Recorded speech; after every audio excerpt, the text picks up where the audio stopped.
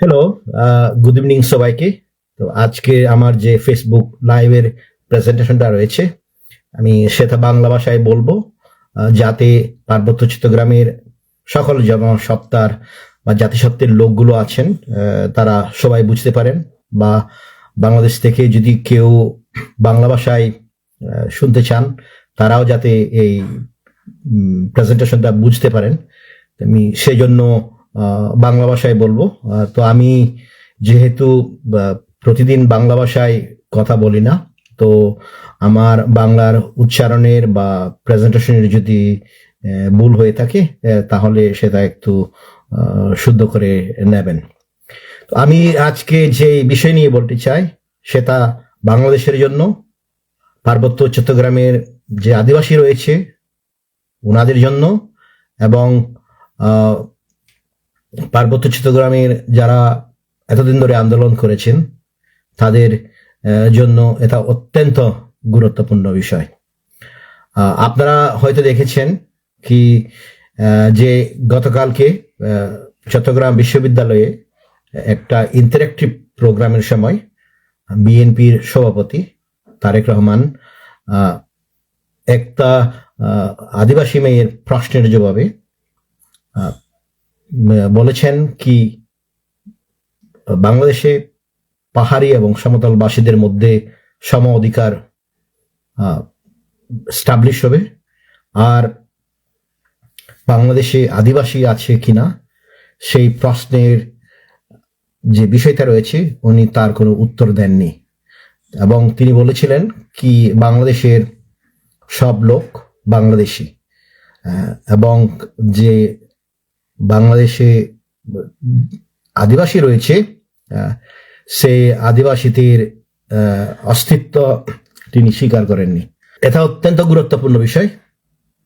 আমি শুধু এটা বলবো কি, যদি সম অধিকার স্টাবলিশ হয়, যদি সম অধিকার বিষয়টা কি সেটাকে যদি বিকৃতি একটা এক্সপ্লানেশন দেওয়া হয়, ব্যাখ্যা দেওয়া হয়, তাহলে আমাদেরকে বুঝতে হবে পার্বত্য চট্টগ্রামে এবং বাংলাদেশের সব জায়গায় যতগুলো আদিবাসী বিভিন্ন ধরনের যে জাতিসত্তাগুলো রয়েছে, তাদের যে বৈচিত্র্যতা, যেটাকে নিয়ে বাংলাদেশকে বা বাংলাদেশে অনেকে গৌরব বোধ করে, ওইটা একেবারে শেষ হয়ে যাবে। আমাদের প্রথমে বুঝতে হবে সমান অধিকার পৃথিবীর সব আইনেই স্বীকৃত, কিন্তু সমান অধিকার আমি যেমনভাবে লিখেছি সেটা নিরঙ্কুশ নয়। আমরা সবাই জানি ফান্ডামেন্টাল রাইটস যেগুলো রয়েছে, মৌলিক অধিকার বা আন্তর্জাতিক ক্ষেত্রে যেসব মানবাধিকার রয়েছে, আমরা সব সময় একটা কথা বলি যে তাকে কেউ লঙ্ঘন করতে পারে না, সেটা হচ্ছে জীবনের অধিকার, রাইট টু লাইফ। কিন্তু আমরা দেখতে পাই সংবিধানের মাধ্যমে, আইন প্রক্রিয়ার মাধ্যমে মৃত্যুদণ্ড দিয়ে অনেক সময় যে মৃত্যু, যে জীবনের যে অধিকার আছে সেটা সরকার ভায়োলেট করে। তো সেক্ষেত্রে আমি বলবো কি, সমান অধিকার সবার রয়েছে, কিন্তু কতগুলো ক্ষেত্র দেখে কতগুলো যে গোষ্ঠী রয়েছে, ওদের যে বৈচিত্র্যতা বা ভালনারেবিলিটি রয়েছে, ওইগুলোকে দেখে যে রাইট টু ইকুয়ালিটিটা আছে ওইটাকে একেবারে অনেক সময় এক্সেপশন দেওয়া যায়। আপনারা জানেন কি, সবার মত প্রকাশের অধিকার রয়েছে, কিন্তু মত প্রকাশের অধিকারের অর্থ নয় কি আপনি কাউকে বা কারোর মানহানি করতে পারেন। তো সেভাবে যে রাইট টু ইকুয়ালিটিটা রয়েছে, যে সম অধিকারটা রয়েছে, যেটা নিয়ে পার্বত্য চট্টগ্রামের সেটলাররা সবসময় সম অধিকারের কথা বলে, আর যার কথা তারিক জিয়া, যিনি বাংলাদেশের প্রধানমন্ত্রী হবেন, তিনি বলেছেন। আমি বলতে চাই কি, পিছিয়ে পড়া জনগোষ্ঠী আর কতগুলো গ্রুপ যারা সমাজে অনেক কষ্টের শিকার হয়, তাদের জন্য ইকুয়ালিটি যে অধিকারটা রয়েছে, সেই ইকুয়ালিটি অধিকারটা দেওয়ার জন্য সরকারের অনেক ক্ষেত্রে স্পেশাল মানে বিশেষ কতগুলো পদক্ষেপ নিতে হয়। আর সেই পদক্ষেপ নেওয়ার জন্য সরকার বিভিন্ন ধরনের আইন প্রণয়ন করে। তো সেই হিসাবে আমরা যেটা দেখতে পাই সেটা হচ্ছে বাংলাদেশের যে সংবিধান রয়েছে, আর্টিকেল 29(3) যে অনুচ্ছেদ রয়েছে, ওখানে লেখা আছে কি যারা পিছিয়ে পড়া রয়েছে বা বিভিন্ন ধরনের গোষ্ঠী রয়েছে বা মহিলা রয়েছে, তাদের জন্য যদি সরকার আইন প্রণয়ন করে তাহলে সে আইনগুলো সাংবিধানিক মানা হবে। সেটা আন্তর্জাতিক আইনেও লেখা আছে, যে international convention on elimination of all forms of discrimination যেটা আছে, যেটা বাংলাদেশে লাগু, কারণ বাংলাদেশ সরকার সেটাকে র্যাটিফাই করেছে। সেখানেও আর্টিকেল 1.4 লেখা আছে যে এই ধরনের গোষ্ঠীগুলোকে যারা পিছিয়ে পড়ে রয়েছে বা যাদের একটা বিশেষ পদক্ষেপের প্রয়োজন, এইসব পদক্ষেপ সরকার নিতে পারে।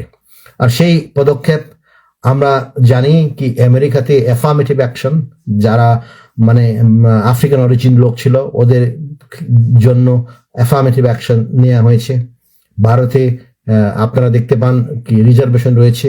আর বাংলাদেশেও পার্বত্য চট্টগ্রামে সে ধরনের যে মাইনরিটি যে আদিবাসী সম্প্রদায়গুলো রয়েছে, সে আদিবাসী সম্প্রদায়গুলোকে সমান অধিকার দেওয়ার জন্য সরকার স্পেশাল মেজার্স নিয়েছে। আর সেই স্পেশাল মেজার্স শুধু চিটাগং হিল ট্যাক্স 1900 রেগুলেশন নয়, সে স্পেশাল মেজার্স রিজিওনাল কাউন্সিল আইন, হিল ডিস্ট্রিক্ট কাউন্সিল আইন বা ভূমি কমিশন যে ভূমি বিরোধের যে নিষ্পত্তির যে কমিশন আইন রয়েছে, সেগুলোতে স্বীকৃতি দেওয়া হয়েছে। তো সেই হিসাবে বাংলাদেশে আপনারা দেখতে পারেন কি মহিলাদের সংসদে রিজার্ভেশন রয়েছে, এবং সেই আইনটা এনেছেন বিএনপি সরকার 2004 সালে। তো মহিলাদের জন্য যদি বিএনপি সরকার একটা পজিটিভ ডিসক্রিমিনেশন আনতে পারেন, আর সেটা যদি আদিবাসীদের ক্ষেত্রে তিনি সম অধিকারের কথা বলেন, তাহলে যে বিএনপির যে পলিসি রয়েছে সেটাকে তারেক জিয়া একেবারে লঙ্ঘন করছেন। তো এখন কথা হচ্ছে, যদি এই ধরনের সম অধিকার করে পার্বত্য চট্টগ্রামের আদিবাসীদের সমান অধিকারের নামে কোনো একটা স্পেশাল অধিকার দেওয়া না হয়, তাহলে সেটার এফেক্ট কি হবে, সেটার প্রভাব কি হবে?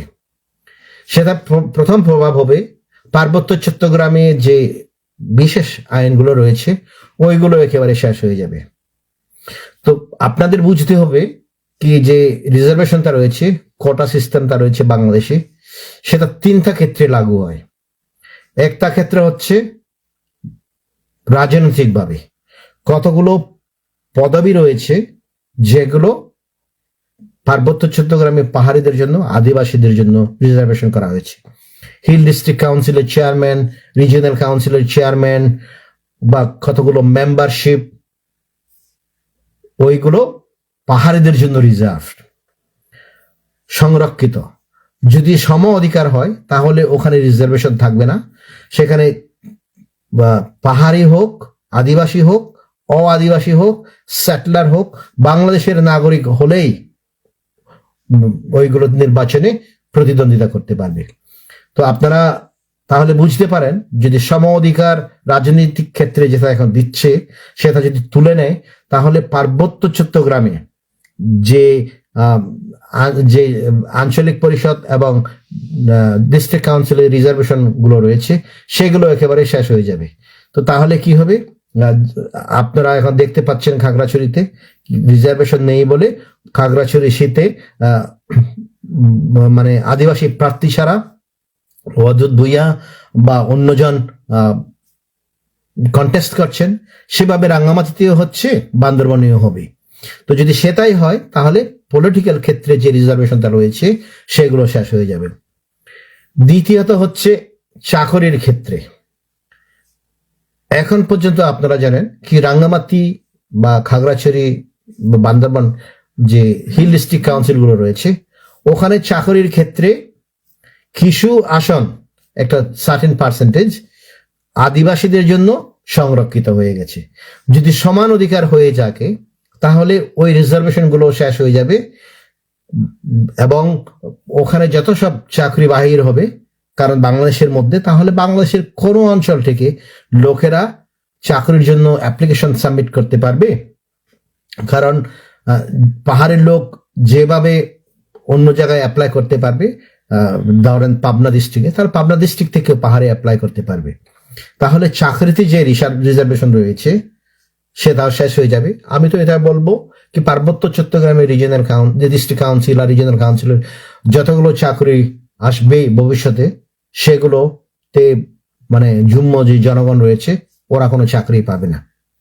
আর তৃতীয়তা যেটা হচ্ছে সেটা হলো, যদি তৃতীয় রিজার্ভেশন যেটা হয় সেটা হচ্ছে চাকরির বাদে শিক্ষার ক্ষেত্রে। শিক্ষার ক্ষেত্রে আপনারা কোটা দেখেছেন ঢাকা ইউনিভার্সিটিতে বা চিটাগাং ইউনিভার্সিটিতে, বিভিন্ন ইউনিভার্সিটিতে যেসব সরকারি প্রতিষ্ঠানগুলো রয়েছে সেখানে একটা কোটা সিস্টেম ছিল। এর ফলে অনেক পাহাড়ি ছাত্রছাত্রী পার্বত্য চট্টগ্রাম থেকে পড়ালেখা শিখে ডক্টর হয়েছে, ইঞ্জিনিয়ার হয়েছে। কিন্তু কোটা সিস্টেম হলে তাদেরকে সবার সাথে কম্পিট করতে হবে। তো এখানে একটা কথা হচ্ছে, তাহলে সম অধিকার যদি হয়, পার্বত্য চট্টগ্রামে যত সব ধরনের আন্দোলন চলেছে, জনসংহতি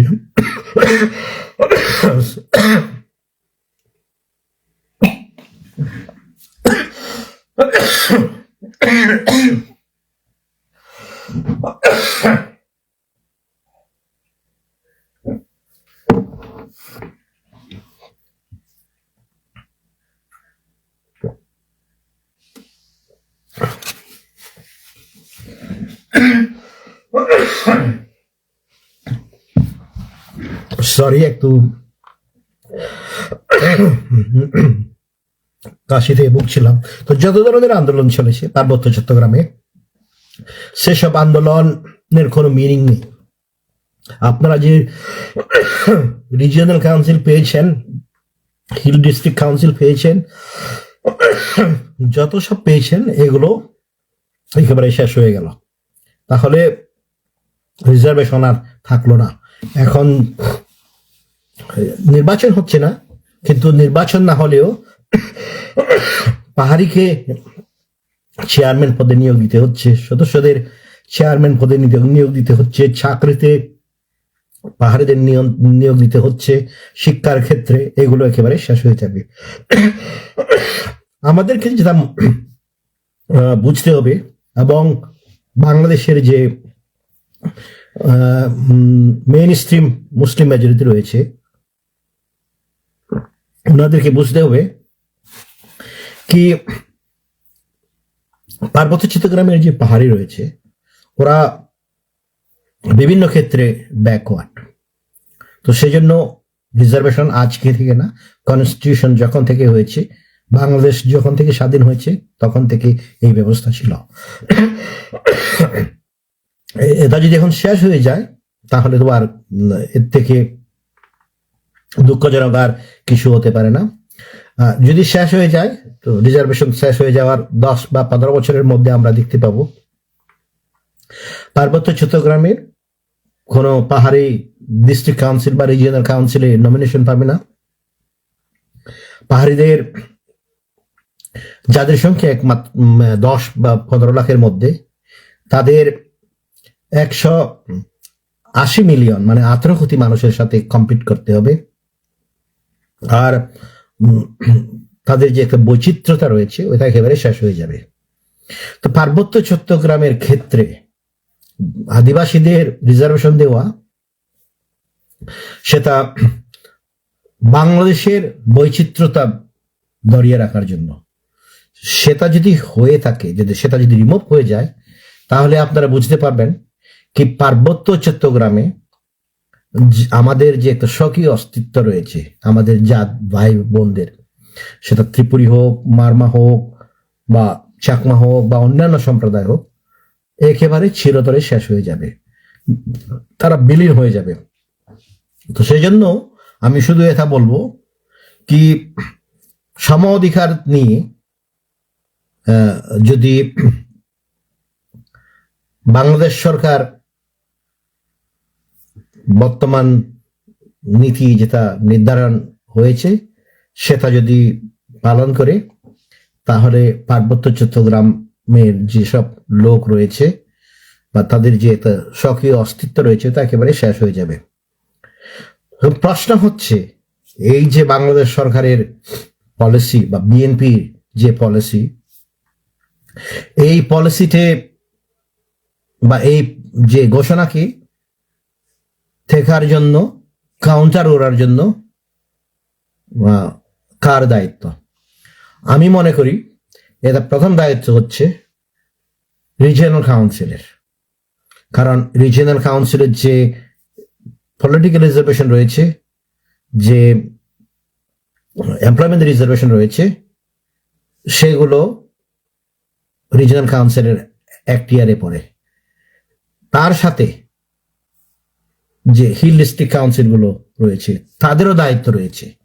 কারণ সম অধিকার শেষ হলে এখন যে কম্পোজিশনটা আছে, কি চেয়ারম্যান ট্রাইবেল হবে, এত কমিউনিটির মধ্যে রিপ্রেজেন্টেশন দিতে হবে, এগুলো একেবারে শেষ হয়ে যাবে।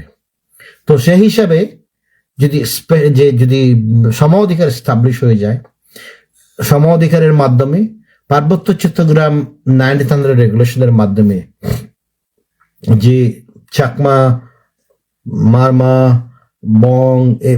বম এই যে সার্কেলের যে চিফ গুলো রয়েছে, হেডম্যান গুলো রয়েছে, ওদের যে একটা ভূমিকা রয়েছে, জমিন ক্ষেত্রে হোক, অন্য ক্ষেত্রে হোক, বা প্রথাগত আইনের মাধ্যমে হোক, এগুলো একেবারে শেষ হয়ে যাবে। তাহলে যত সব সার্কেল চিফ রয়েছে তাদেরও একটা দায়িত্ব রয়েছে। আমি এই দায়িত্বের কথা এই জন্য বলছি, অ্যাটলিস্ট চাকরির ক্ষেত্রে আপনারা জানেন কি, রাঙ্গামাটিতে যে প্রাইমারি স্কুলের শিক্ষকদের নিয়োগের জন্য যে এক্সামিনেশন করা হয়েছে বা করার জন্য যে নোটিশ দেওয়া হয়েছে, ওইটাকে ক্যান্সেল করে দেওয়া হয়েছে। খাগড়াছড়িতে শিক্ষক প্রণয়নের নিয়োগের জন্য যে অ্যাডভার্টাইজমেন্ট এসেছিল সেটাও হাইকোর্টে চ্যালেঞ্জ করা হয়েছে।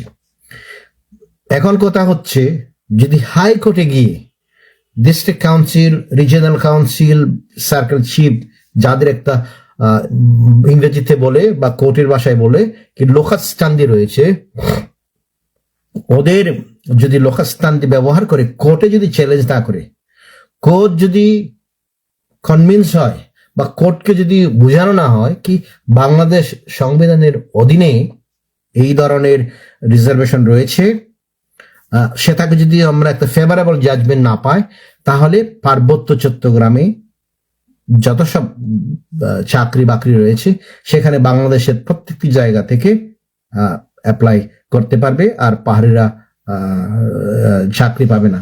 তো সেই জন্য আমি বলবো, পার্বত্য চট্টগ্রামের যত সব আদিবাসী রয়েছে, যত সব রাজনৈতিক সংগঠন রয়েছে, আপনারা যত আন্দোলন করেন না কেন বা আপনারা যত আন্দোলন করেননি কেন, যদি সম অধিকার ভিত্তিতে সব আইনগুলো পরিবর্তন করা হয়, তাহলে আপনাদের কোনো অস্তিত্বই থাকবে না।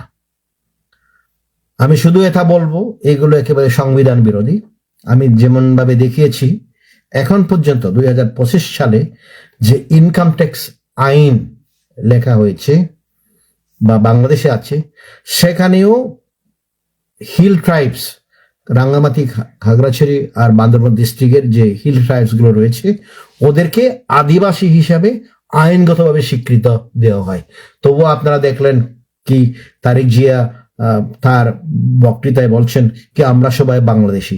তো বাংলাদেশের মাধ্যমে আদিবাসীদের যে একটা বৈচিত্র্যতা বা স্বীকার করা হচ্ছে, ওইটাকে পর্যন্ত তিনি নাকচ করে দিলেন।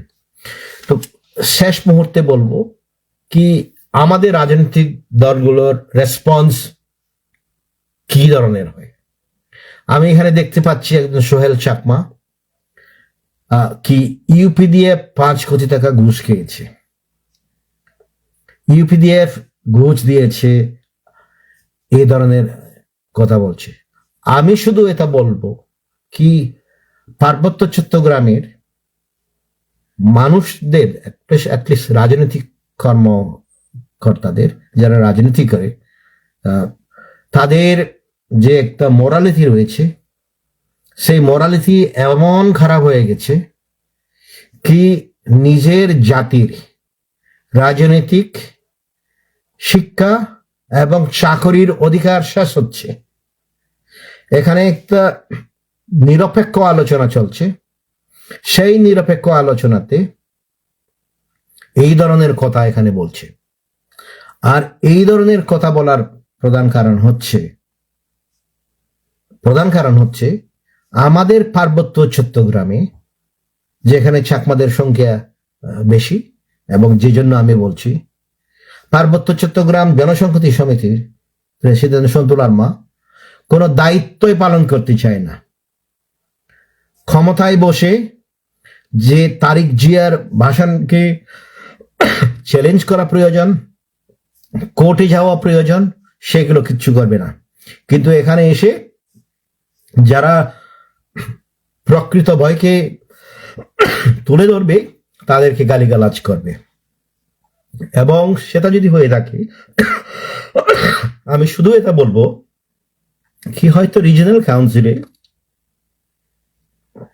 ফার্স্ট এন্ড লাস্ট চেয়ারম্যান সন্তুল আরমাই হবেন, কারণ সম অধিকার হলে তো সন্তুল আরমা আর থাকবেন না। তো সেই জন্য যত আন্দোলন করেছেন এবং যা অর্জন করেছেন, সিএইচটি অ্যাকর্ড, রিজিওনাল কাউন্সিল, নিজের জীবন দশাতে উনি সবকিছু খেয়ে শেষ করে চলে যাবেন। আমি এটা বলছি, বাংলাদেশে যদি প্রধানমন্ত্রী তারেক জিয়া হয়ে থাকে, তারেক জি হওয়ার পরে যদি সম অধিকার নিয়ে তিনি যদি প্রতিশ্রুতি দিয়েছেন সেটলার লোকদের, তাহলে দেখতে পাবেন কি যত সব রিজার্ভেশন আছে ওগুলো শেষ হয়ে যাবে। তো দুঃখের বিষয় হচ্ছে পার্বত্য চট্টগ্রামের জনসাধারণের বা আদিবাসীদের ভাগ্য উন্নতি করার জন্য যারা দায়িত্ব নিয়েছে ওনারা সবাই এখন বাংলাদেশ সরকারের দালাল হয়ে গেছে। বাংলাদেশ সরকারকে সব দিকে সাহায্য করছে। তো এটা তো এমন মনে হয় কি নিজের জমি, নিজের পরিবারের মেয়ে মহিলাগুলোকে নিয়ে গেলে ওরা কিছু বলবে না। তো সেটাই যদি হয়ে থাকে তাহলে জাতির একটা অস্তিত্ব থাকা অনেক কঠিন। আমি শেষ পর্যন্ত শুধু এই কথা বলবো, বাংলাদেশ সরকার, স্পেশালি তারেক জিয়া এবং বিএনপি, আমি একজন মানবাধিকার কর্মী। তো মানবাধিকার কর্মী হিসেবে আমি যেটা শিখেছি সেটা হচ্ছে, বা যেটা লেখা আছে, universal declaration of human rights, কারণ হিউম্যান রাইটস তো নন ভায়োলেন্স। তো 3 নম্বর প্রিয়াম্বুলার প্যারাগ্রাফে লেখা আছে ইউনিভার্সাল ডিক্লারেশন অফ হিউম্যান রাইটসে কি স্বৈরাচারী বা এ ধরনের দমন পীড়ন যদি চলতে থাকে এবং সেগুলো শেষ হচ্ছে না, তো লাস্ট রিসর্ট হিসেবে মানুষের একটা অধিকার থাকে, সে অধিকারটা হচ্ছে rebellion. If men are not to be compelled to resort to rebellion as the last resort against tyranny, human rights must be protected. তো সেই মানবাধিকার যদি তারেক জিয়ার সরকার বা জামাতি ইসলামী সরকার পার্বত্য চট্টগ্রামের লোকদের নিশ্চিত করতে না পারে, তাহলে আমি বলবো বা আমার ভবিষ্যৎবাণী হবে পার্বত্য চট্টগ্রামে আরো বিদ্রোহ হবে। পার্বত্য চট্টগ্রামের লোকেরা যদি নিজেদের লোকদের রিজিয়নাল কাউন্সিলে, হিল ডিস্ট্রিক্ট কাউন্সিলে বা ইউনিয়ন পরিষদে যদি নিয়োগ করতে না পারে, যদি চাকরির ক্ষেত্রে কোনো রিজার্ভেশন না থাকে, একেবারে সবাই বেকার হয়ে যায় বা দাসত্ব করতে হয়, আর ছেলে মেয়েদের যদি কোনো ভালো এডুকেশন ইনস্টিটিউশনে ভর্তি না হয়ে বিভিন্ন ধরনের অপকর্মে লিপ্ত হতে হয়, বাংলাদেশ সরকার এবং সেনাবাহিনীর সবার একটা জিনিস মনে রাখা উচিত, সেটা হচ্ছে সে ধরনের পরিস্থিতি হলে পার্বত্য চট্টগ্রামে বিদ্রোহ হতে বাধ্য। সেই বিদ্রোহ রক্ষার জন্য আপনারা সংবিধানের সম্মান করেন, সম অধিকার ভালো করে বুঝেন, আর পার্বত্য চট্টগ্রামের যে স্পেশাল মেজার্স রয়েছে, যে বিশেষ পদক্ষেপ রয়েছে যাতে তারা নিজেদের রাজনৈতিক, চাকরি এবং শিক্ষার ক্ষেত্রে রিজার্ভেশন পেতে পারে, ওইগুলো যদি আপনারা যদি এনশিওর করতে না পারেন, তাহলে মনে রাখবেন কি আপনার যতগুলো দল রয়েছে, সেটা সন্তুল আর্মার গ্রুপ হোক বা অন্যান্য গ্রুপগুলো, আঞ্চলিক গ্রুপগুলো হোক, আপনারা হয়তো ভাবছেন বা বাংলাদেশ আর্মি ভাবছে কি এইসব গ্রুপগুলো দিয়ে আমরা বিদ্রোহ রুখবো। আমি শুধু এটা বলবো, পার্বত্য চট্টগ্রামে এই ধরনের অন্যায়, অবিচার, ডিসক্রিমিনেশন হলে আন্তর্জাতিক কমিউনিটিও দেখবে, আপনারাও দেখবেন কি পার্বত্য চট্টগ্রামে লোকেরা, আদিবাসীরা বিদ্রোহ করছে। আর আমি এটা বলবো, পার্বত্য চট্টগ্রামের লোকেরা যদি বিদ্রোহ করতে না চায় বা বিদ্রোহ করতে না পারেন, তাহলে আপনাদের সবাইকে নাম চেঞ্জ করতে হবে, ধর্ম চেঞ্জ করতে হবে, এবং যেহেতু চেহারাটা পরিবর্তন করতে পারবেন না, সেই চেহারা নিয়ে যদি দাসত্বের জীবন আপনারা যদি কাটাতে চান, তাহলে আপনারা আন্দোলন করবেন না। কিন্তু আমার দৃঢ় বিশ্বাস, সেখানে সন্তু গ্রুপের থাকুক বা অন্য গ্রুপ থাকুক, যদি পার্বত্য চট্টগ্রামের ক্ষেত্রে 1900 regulation, hill district council act, regional council act, এইগুলোতে পরিবর্তন এনে বা শিক্ষার ক্ষেত্রে কথা না দিয়ে যদি সম অধিকার স্টাবলিশ করার চেষ্টা করা হয়, আমার বিশ্বাস পার্বত্য চট্টগ্রামের আদিবাসীরা এর বিরুদ্ধে দাঁড়িয়ে উঠবে। গত 28 বছর ধরে বাংলাদেশ সেনাবাহিনী নিজেদের একটা প্যারামিলিটারি জনসংহতি সমিতি সন্তু গ্রুপ দিয়ে বিভিন্ন ধরনের আন্দোলন রুখতে চেয়েছেন। কারণ আপনারা জানেন কি পার্বত্য চট্টগ্রামে আইনগতভাবে রিজিয়নাল কাউন্সিলের চেয়ারম্যান হচ্ছেন সন্তু লারমা, আর সন্তু লারমা একটা প্রতিমন্ত্রীর মর্যাদা সম্পন্ন পদবী হোল্ডার, আর ওনার এখনো পার্বত্য চট্টগ্রামে ভারতে, বার্মাতে একটা সশস্ত্র গ্রুপ রয়েছে। কিন্তু আমি শুধু এটা বলবো, 27 বছর ধরে সেটা বিএনপি সরকার হোক, আওয়ামী লীগ সরকার হোক,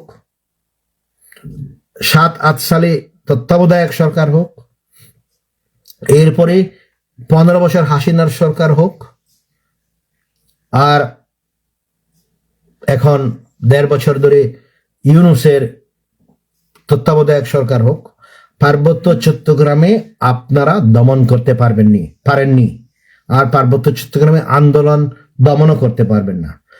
যদি পার্বত্য চট্টগ্রামের সমস্যা সমাধান করতে চান, তাহলে পার্বত্য চট্টগ্রামের যত সব বাঙালি, মানে যত সব মুসলিম সেটলার রয়েছে এবং বাংলাদেশ সরকার রয়েছে, কি সংবিধানে যেটা লেখা আছে সেটা ইমপ্লিমেন্ট করতে হবে। আর সংবিধানে যেটা লেখা আছে সেটা হচ্ছে বাংলাদেশের সবার সম অধিকার রয়েছে, কিন্তু পিছিয়ে পড়া জাতিগুলোর জন্য আলাদা একটা ব্যবস্থা করতে হবে। আর সেই ব্যবস্থাকে যদি তারেক জিয়া, বাংলাদেশ আর্মি যদি চেঞ্জ করে, তাহলে আপনাদেরকে সন্তুল আর্মা, রিজিয়নাল কাউন্সিল বা যতগুলো চেয়ারম্যান হিল ডিস্ট্রিক্ট কাউন্সিলে রয়েছেন, ওরা আপনাদের বিরুদ্ধে জনগণের বিদ্রোহকে রুখতে পারবেন না। সেটা আমার ব্যক্তিগত কথা না, সেটা প্রতিটি ক্ষেত্রে পৃথিবীর যে কোনো জায়গায় আপনারা কনফ্লিক্ট দেখেন, সেসব কনফ্লিক্টে আপনারা বুঝতে পারেন, দেখতে পারেন কি মানুষ যখন দেওয়ালের বিরুদ্ধে যায়, না মরা পর্যন্ত ওরা সংগ্রাম করে। সেটা আপনাদের চোখের সামনে রোহিঙ্গাদের অবস্থা দিয়ে আপনারা বুঝতে পারেন। যত সত্ত্বেও রোহিঙ্গারাও তারা নিজেদের বিদ্রোহ করছে বা করেছিল। তো আপনারা যদি এসব দেখেও এই ধরনের বাংলাদেশে সবাই বাংলাদেশি, সেটা কেউ ডিনাই করছে না, কিন্তু আমরা যে আদিবাসী সেটা যে আইনে লেখা আছে সেটাকে ইগনোর করে যদি বলেন বাংলাদেশে কোনো আদিবাসী নেই, সবাই বাংলাদেশি, আর বাংলাদেশের সম অধিকার ছাড়া যে সম অধিকার এনজয় করার জন্য যে পিছিয়ে পড়া জাতিগুলোকে যে একটা আলাদা মেজার দিতে হয়, যেগুলো আপনারা মহিলা এমপিদের জন্য দেশে দিয়েছেন, সেটা যদি আপনারা পার্বত্য চট্টগ্রামের আদিবাসীদের জন্য না করেন, তাহলে পার্বত্য চট্টগ্রাম আবার জলে উঠতে বাধ্য, এবং সেটা সন্তুল আর্মা রুখতে পারবেন না। এই কথা বলে আমি আমার প্রেজেন্টেশনটা শেষ করলাম। Thank you.